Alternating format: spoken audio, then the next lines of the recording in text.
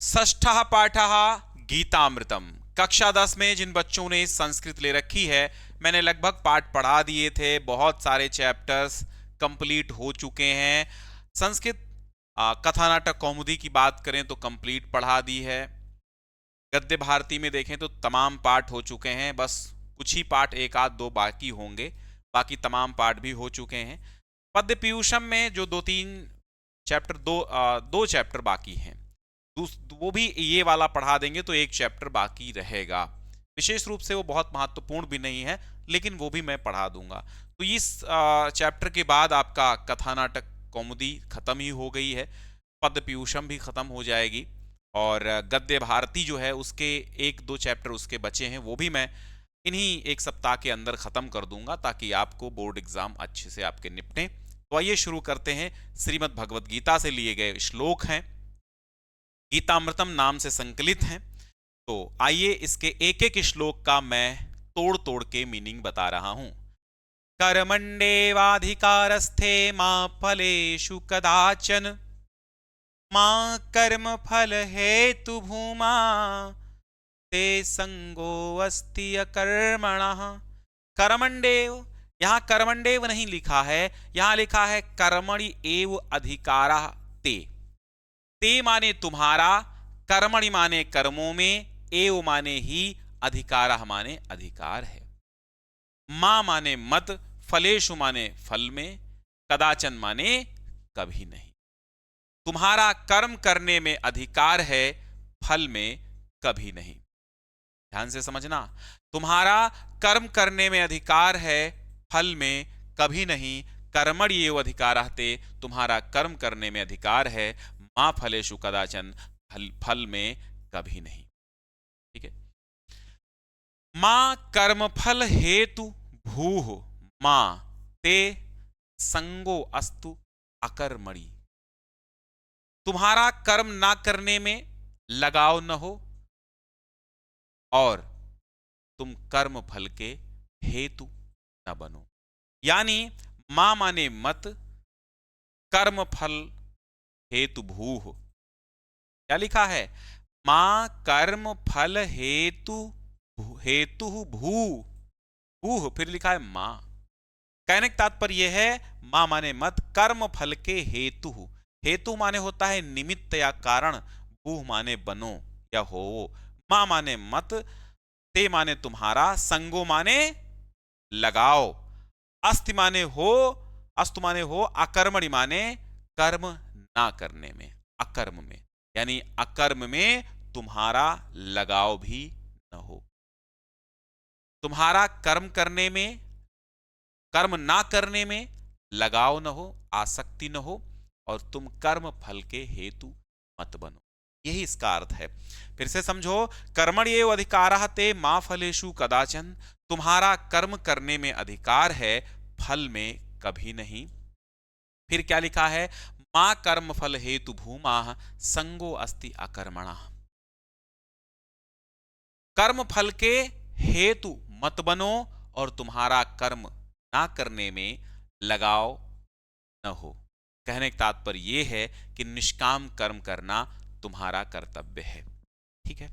4 अंकों में आता है, और व्याख्या आपको नहीं करनी होती है। अनुवाद पूछे तो अनुवाद, व्याख्या पूछे तो व्याख्या, संदर्भ नहीं लिखना होता है, बट आपको ध्यान रखना है। योगस्थः कुरु कर्माणि संग त्यक्त्वा धनंजय, सिद्धि असिद्ध्यो समो भूत्वा समत्वं योग उच्यते।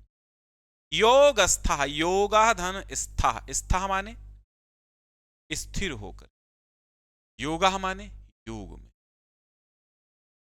कुरु माने करो, कर्माणि माने कर्मों को, संग माने लगाओ, त्यक्त्वा माने त्याग कर, धनंजय माने हे अर्जुन। भगवान श्री कृष्ण गीता में अर्जुन से कहते हैं, क्या कहते हैं कि हे अर्जुन, आसक्ति को त्याग कर, सिद्ध असिद्ध्यो समो भूत्वा, सिद्धि माने सफलता और असिद्ध्यो माने असफलता, सफलता और असफलता में समो भूत्वा माने समान रहकर, योग में स्थिर रहकर कर्मों को। हे धनंजय, हे अर्जुन, आसक्ति को त्याग कर सिद्धि और असिद्धि यानी असफलता और सफलता में समान बुद्धि वाला होकर के योग में स्थित हुआ कर्मों को कर, क्योंकि ये समत्वम योग उच्यते, यहीं से सूक्तियां बननी है। समत्वम योग उच्यते, ये समत्व का भाव ही योग कहलाता है। समत्व का भाव क्या कहलाता है? ये समत्व का भाव ही योग कहलाता है। तो जब भी आपसे सूक्ति कहेगा, इतनी सूक्ति देगा और वो कहेगा समत्वम योग उच्यते, तब आपको पूरे श्लोक का अनुवाद लिख देना है, बस आपकी सूक्ति की व्याख्या हो जाएगी। एक बार शेयर कर दीजिए। देखो, संस्कृत इसीलिए यूट्यूब पे बहुत कम लोग पढ़ाने वाले आपको फुल कोर्स मिलते हैं। उसका बड़ा कारण यही है कि आप लोग कम संख्या में होते हैं, संस्कृत कम संख्या में बच्चे लिए हैं, परंतु मैं एक ऐसा व्यक्ति हूं बिना संख्या को देखे और बिना किसी फीस के मैं आदि जननी भाषा मां देववाणी संस्कृत के प्रति समर्पित होकर मैंने संस्कृत आपकी कंप्लीट कराई है। जो कुछ थोड़ा बहुत बचा है वो भी मैं एग्जाम से पहले सब कुछ कंप्लीट करा दूंगा। जितना मैंने कराया है अगर उतना ही कर लेंगे आप, तो भी आप 65 प्लस के करीब में हैं। 2 4 5 अंकों की बात मैं करता नहीं हूं, 60 प्लस के करीब में तो आप हैं। समझ गए आप? 70 में 60 प्लस।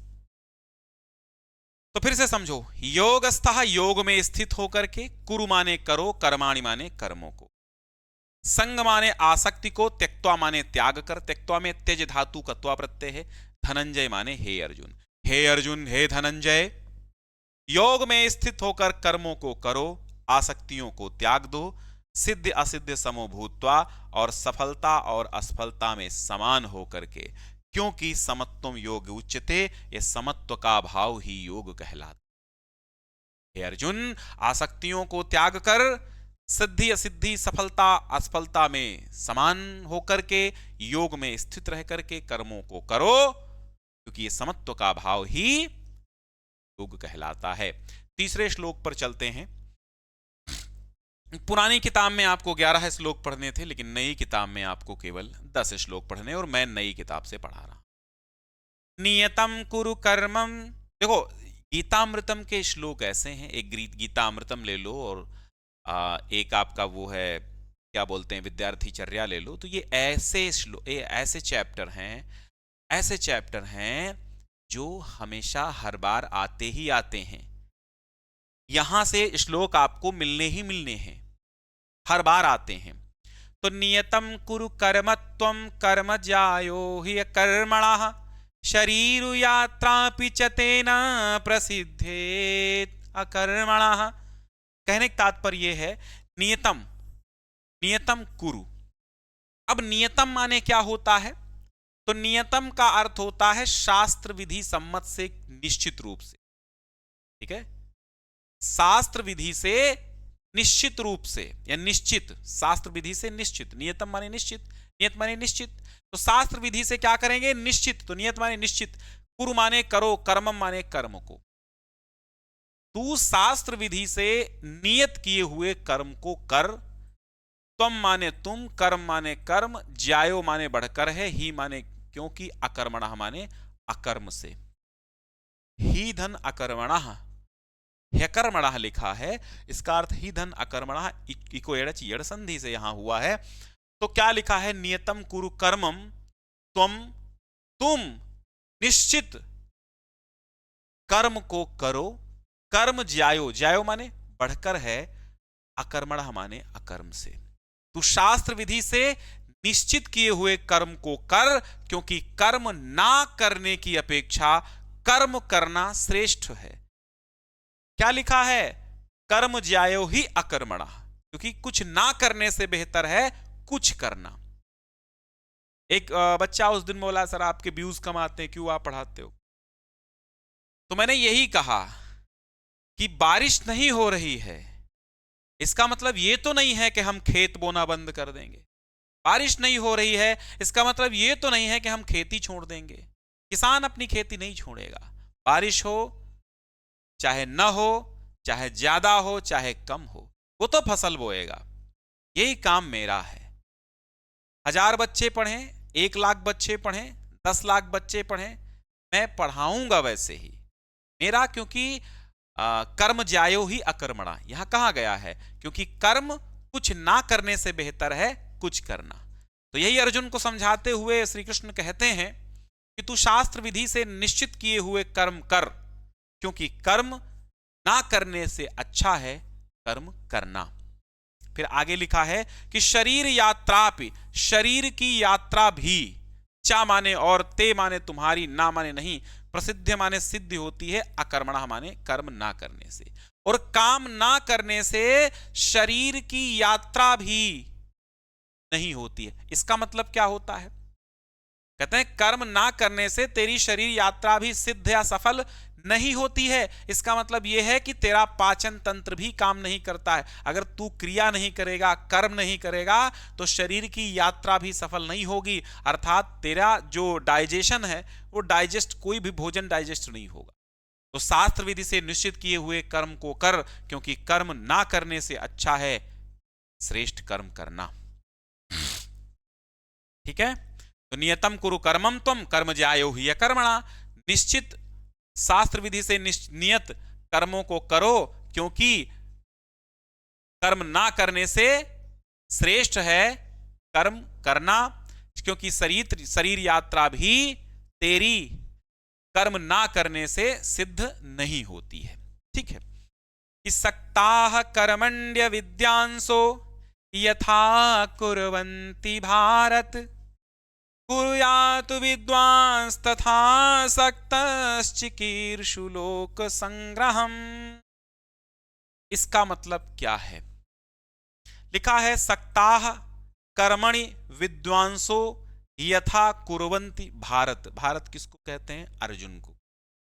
सक्ताः कर्मण्य विद्वांसो यथा कुर्वन्ति भारत, कुर्यात विद्वांस, कुर्यात विद्वांस तथा सक्तः चिकीर्षु लोक संग्रहम।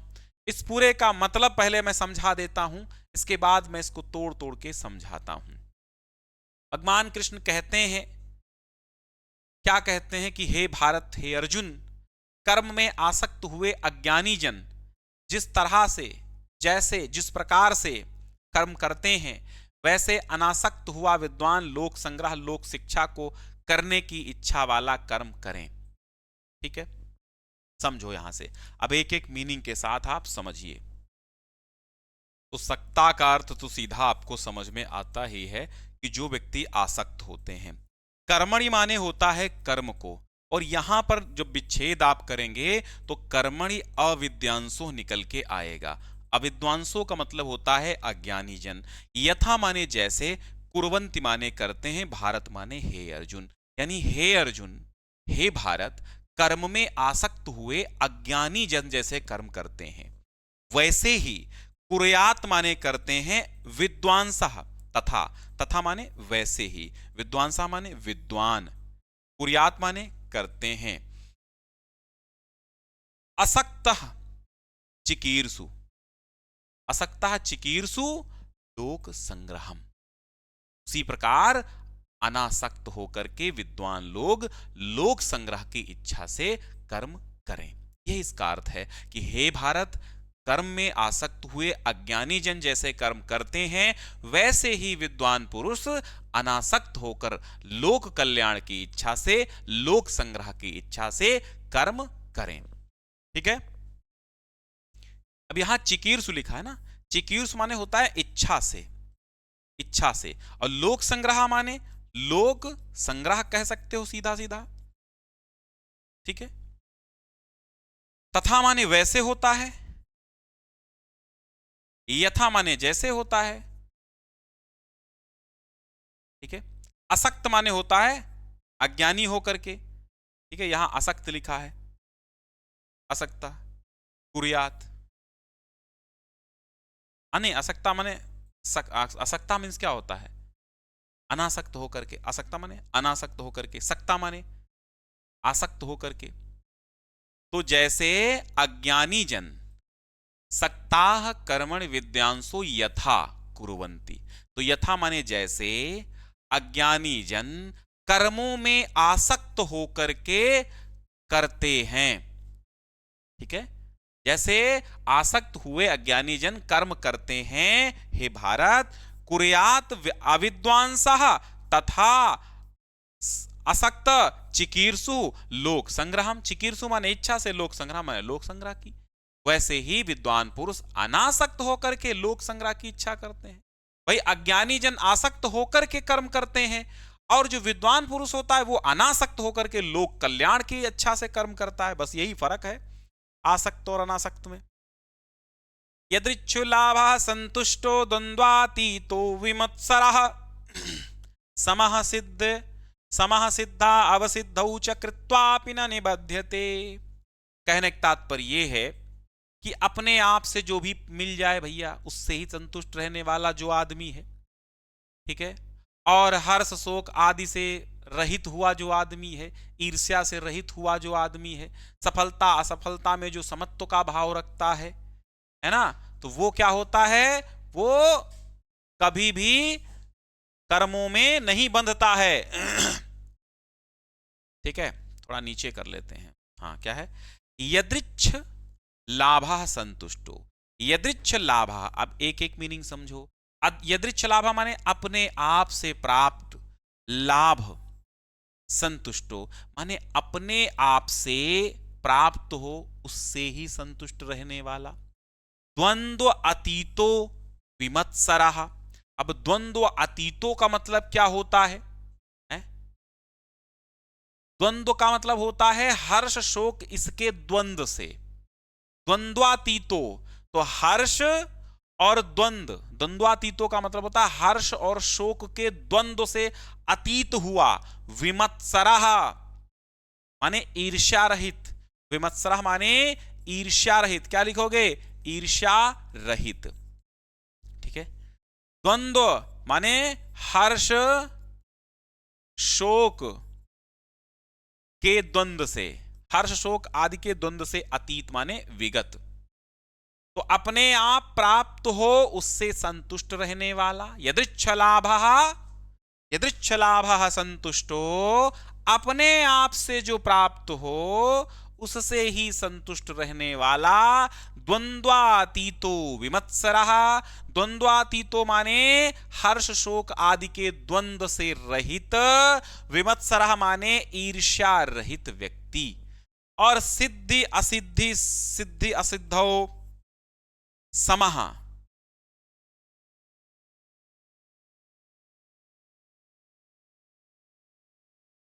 सिद्धि असिद्धो च कृत्वापि न निबध्यते समः, सिद्ध सिद्धो समः, अर्थात सिद्धि और असिद्ध में समत्व भाव रखने वाला। कृत्वापि, कृत्वापि माने करके भी, न निबध्यते, वह कर्म करके भी नहीं बंधता है। यानी यदृच्छलाभो संतुष्टो द्वंद्वातीतो विमत्सरः, यदृच्छलाभो संतुष्टो द्वंद्वातीतो विमत्सरः, समः सिद्ध अवसिद्धो, समः सिद्धौ असिद्धौ च कृत्वापि न निबध्यते। जो कुछ प्राप्त हो, यदृच्छलाभः स्वभाव से जो प्राप्त हो, यानी अपने आप प्राप्त लाभ से संतुष्ट, द्वंद्व अतीतो अर्थात हर्ष शोक के द्वंद्व से रहित, विमत्सरः ईर्ष्या रहित, समः सिद्ध सिद्धौ असिद्धौ अर्थात सफलता और असफलता में समान रह करके, कृत्वापि कर्मों को ना करके भी, कर्मों को करके भी न निबद्धते, बंधन रहित नहीं, मतलब बंधन युक्त नहीं होता अर्थात नहीं बंधता। अगला देखिए छठा वाला, श्रद्धावान लभते ज्ञानम तत्परः संयतेन्द्रियः, ज्ञानम लब्ध्वा पराम शांतिम अचिरेण अधिगच्छति। श्रद्धावान मतलब श्रद्धा वाला, लभते माने प्राप्त करता है, तो श्रद्धावान लभते ज्ञानम, जो व्यक्ति श्रद्धावान है, श्रद्धावान ज्ञान प्राप्त करता है। तत्परः संयतेन्द्रियः, तत्परः संयतेन्द्रियः का मतलब क्या है? प्रयत्नशील और इंद्रियों को वश में रखने वाला पुरुष ज्ञान प्राप्त करता है। कौन कौन ज्ञान प्राप्त करता है? जो व्यक्ति, अब यहां पर तमाम बच्चे पढ़ रहे हैं, तो उनमें से ज्ञान कौन प्राप्त करेगा? श्रद्धावान बच्चा, क्योंकि उसको श्रद्धा है पढ़ाई करने में, उसको श्रद्धा है हम में, हमसे पढ़ने में श्रद्धा है, तो श्रद्धावान लभते ज्ञानम, जो व्यक्ति श्रद्धावान है, श्रद्धावान लभते ज्ञानम, और तत्परः संयतेन्द्रियः, तत्परः संयत, तो श्रद्धावान प्राप्त करता है ज्ञानम माने ज्ञान को, तत्परः माने प्रयत्नशील, तत्पर, संयतेन्द्रियः माने इंद्रियों को वश में रखने वाला, ज्ञानम लब्ध्वा, ज्ञान प्राप्त करके, लभ धातु कत्वा प्रत्यय लब्ध्वा बनता है, ठीक है। तो ज्ञानम लब्ध्वा पराम शांतिम, ज्ञान प्राप्त करके पराम शांतिम मतलब परम शांति को, अचिरेण माने शीघ्र ही, अधिगच्छति माने प्राप्त करता है। श्रद्धावान ज्ञान प्राप्त करने में प्रयत्नशील, इंद्रियों को वश में रखने वाला व्यक्ति ज्ञान को प्राप्त करता है और ज्ञान प्राप्त करके जल्द ही, शीघ्र ही परम शांति का अनुभव करता है, यह परम शांति प्राप्त कर लेता। बहुत सरल, बहुत इंपॉर्टेंट श्लोक है। देखिए यहां हमारे श्री कृष्ण जी हैं और ये अर्जुन को उपदेश दे रहे हैं। 7वें श्लोक पर चलते हैं। यहां क्या लिखा है? अज्ञश्च अश्रद्धानश्च संशयात्मा विनश्यति, नायं लोको अस्ति न परो न सुखम संशयात्मनः। अज्ञश्च माने होता है मूर्ख, अज्ञश्च मीन्स मूर्ख यानी ज्ञानहीन, अश्रद्धानः, अश्रद्धानः माने श्रद्धा न रखने वाला, आ माने नहीं, इसमें आ लगा है, अज्ञश्च और फिर आ तो बड़ा हो गया, अश्रद्धा, अश्रद्धानः च, तो अज्ञः च अश्रद्धानः च, तो अज्ञा माने ज्ञानहीन और श्रद्धाहीन व्यक्ति, संशयात्मा और आत्मा में संशय रखने वाला, यानी संशयात्मा, संशय से युक्त मन वाला पुरुष, विनश्यति माने नष्ट हो जाता है। क्या हो जाता है? नष्ट हो जाता है। ना अयम, ना माने नहीं, अयम माने इस, लोको माने संसार में, अस्ति माने है, ना माने नहीं, परो माने परलोक में, न सुखम संशयात्मनः, संशयात्मा को न इस लोक में और न परलोक में सुख प्राप्त होता है। कहने का तात्पर्य यही है कि अज्ञः च अश्रद्धानः च, अज्ञः च अश्रद्धानः च संशयात्मा विनश्यति, यानी जो ज्ञानहीन और श्रद्धा ना रखने वाला है और जो व्यक्ति संशय से युक्त है, वो पुरुष नष्ट हो जाता है। ना अयम लोको, न इस लोक में, न परो न सुखम संशयात्मनः, संशयात्मा को न इस लोक में और न परलोक में सुख प्राप्त होता है। इसके बाद अगला आता है कि मत कर्म कृत मत परमो मद्भक्तः संगवर्जितः निर्वैरः सर्वभूतेषु यः समामेति पांडव। मत कर्म कृत मत परमो, अब इसका मतलब क्या है? श्री कृष्ण अर्जुन से कहते हैं कि हे पांडुपुत्र अर्जुन, जो मेरे लिए कर्म करने वाला है यही सबसे बड़ा मानने वाला है, जो मेरा भक्त है, जो दुर्जनों की संगति से बड़ी दूर रहता है और जो सभी संसार में सभी प्राणियों से शत्रुता नहीं रखता है, वो पुरुष मुझे प्राप्त कर लेता है, यानी भगवान को प्राप्त कर लेता है। भगवान कृष्ण क्या कहते हैं अर्जुन से कि जो मेरे लिए कर्म करने वाला है, मत कर्म कृत मत परमो मत भक्ता संग वर्जिता। बहुत अच्छे अच्छे शब्द हैं यहां पे। मत कर्म कृत अर्थात जो मेरे लिए कर्म करने वाला है, मत परमो जो मुझे ही परम मानता है। मत परमो का मतलब क्या होता है? मत परमो का मतलब क्या होता है? जो मेरा परम भक्त है। मद भक्ता जो मेरा, मत परमो मद भक्ता जो मेरा परम भक्त है, जो मेरा मानने वाला है। मत परमो, परम, मत परमो माने जो बड़ा, सबसे बड़ा मुझे ही मानने वाला है। मत माने मानने वाला, परमो माने परम, जो मत कर्म कृत मत परमो, जो मेरे लिए कर्म करता है, जो मुझे ही परम मानता है, जो मुझे सबसे बड़ा समझता है, मद भक्ता, जो मेरा भक्त है, संगवर्जिता, और जो आसक्तियों से रहित है। संगवर्जिता माने जो दुर्जनों की संगति से, आसक्तियों से रहित है। निर्वैरः, निर्वैरः का मतलब क्या होता है? सीधा सा अर्थ है निर्वैरः माने सब जीवों से बैर रखने वाला नहीं, जो किसी से बैर रखने वाला नहीं है। सर्वभूतेषु यह स मामेति पांडवः, सर्वभूतेषु निर्वैरः, यहां क्या लिखा? निर्वैरः सर्वभूतेषु, समस्त प्राणियों से निर्वैर, अर्थात समस्त प्राणियों पर दया करने वाला या समस्त जीवों से शत्रुता रहित रहने वाला। यह माने जो है, सामान्य वह मामेति माने मुझे प्राप्त कर लेता है। पांडवा माने हे पांडव, हे पांडुपुत्र अर्जुन, जो मेरे लिए कर्म करता है, मुझे सबसे बड़ा समझता है, मेरा परम भक्त है, जो आसक्तियों से यानी कि जो दुष्टों की संगति से क्या है? दूर है। निर्वैरा सर्वभूतेषु, जिसका समस्त प्राणियों में से किसी से बैर नहीं है। या सा मामेति, वो मुझे प्राप्त कर लेता है। पांडव, ठीक है। यो न हृष्यति न द्वेष्टि न शोचति न कांक्षति, शुभाशुभ परित्यागी, भक्तिमान्या समे प्रियः। बहुत सुंदर, सबसे जबरदस्त श्लोक कोई है यही है। यो न हृष्यति, यो न हृष्यति, जो पुरुष न प्रसन्न होता है। यो माने जो, ना माने नहीं। हृष्यति माने हर्ष करता है, प्रसन्न होता है। न द्वेष्टि, न द्वेष करता है। न शोचति, न शोक करता है। न कांक्षति, न आकांक्षा करता है। शुभ अशुभ परित्यागी, शुभ और अशुभ का परित्याग करने वाला है। भक्तिमान्यः समे प्रियः, वो मेरी भक्ति करने वाला है, भक्ति युक्त है। भक्तिमान्यः समे प्रियः, वो जो मेरी भक्ति करने वाला है वो मुझे प्रिय है। समझ में बात आई? यो न हृष्यति न द्वेष्टि न कांक्षति, यो न हृष्यति न द्वेष्टि न कांक्षति,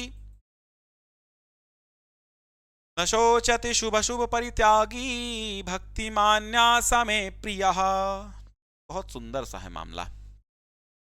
जो न हर्ष करता है, न द्वेष करता है, न शोक करता है, न आकांक्षा करता है। शुभ और अशुभ का परित्याग करने वाला जो मेरी भक्ति करता है वह मुझे प्रिय और वह मुझे मान्य है। समः शत्रौ च मित्रे च तथा मानपमानयोः, शीतोष्ण सुख दुखेषु समः संग विवर्जितः।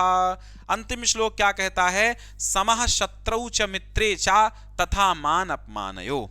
समः माने समान है, शत्रु माने जो शत्रु, और मित्रौ माने मित्र, जो शत्रु और मित्र के प्रति समान है। तथा मान अपमानयो, और मान अपमान में सदा समान रहता है। शीत उष्ण माने ठंडक और गर्मी में, सुख दुखे, सुख और दुख में समः माने समान रहता है। जो गर्मी सर्दी सुख और दुख में समान रहता है। संग विवर्जितः, तथा जो आसक्ति से रहित है, भक्त मुझे प्रिय है। तो यहां तक आपके 10 श्लोक गीतामृतम के कंप्लीट हो चुके हैं। अब जो अगला चैप्टर है हम पढ़ा देंगे, वो ज्यादा जल्दी ही पढ़ा देंगे। अंतिम चैप्टर 7th चैप्टर आपका आना है, और वो 7th चैप्टर आपका कौन सा है? ये जीव्यात् भारतवर्षम है। बहुत सुंदर गीत है, और ये जो गीत है वो बहुत सुंदर है, बट ये लिया कहां से गया है? डॉक्टर चंद्रभान त्रिपाठी की गीताली से। तो मिलते हैं अगली क्लास में। शेयर कर दीजिए, हर बच्चे को जोड़ लीजिए, क्योंकि संस्कृत की धुआंधार क्लासेस चल रही हैं। और मॉडल पेपर पर मॉडल पेपर हम देते रहेंगे और आपका काम हो जाएगा।